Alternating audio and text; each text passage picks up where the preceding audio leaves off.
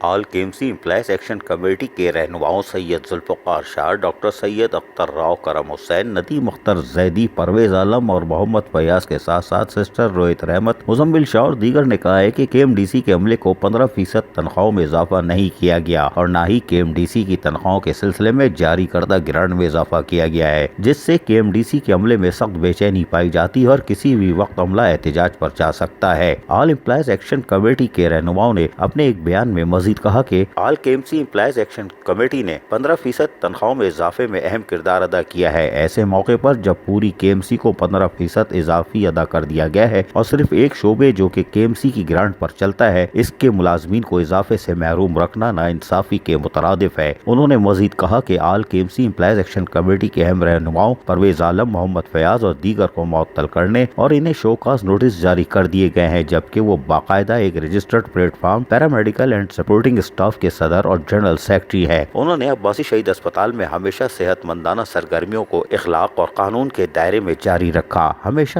ملازمین کی عزت و نفس کی بحالی اور حقوق و امرات کی فراہمی کے لیے پرامن جدوجہد کی ہے اور میئر کراچی اور میٹروپولیٹن کمشنر کے سامنے اپنی پوزیشن واضح کر کے تحریری بیان بھی دیا ہے۔ اس کے باوجود شوکاز نوٹس کا اجرا انتقامی کارروائی کے خدشات پیدا ہوتے ہیں۔ اگر ان ملازمین کے خلاف انتقامی کارروائی کی گئی تو پھر اس کے خطرناک نتائج برآمد ہو سکتے ہیں اور اس کی تمام تر ذمہ داری انتظامیہ پر ہوگی۔ عزیز عارف، کے بی ایس بلدیاتی نیوز، کراچی۔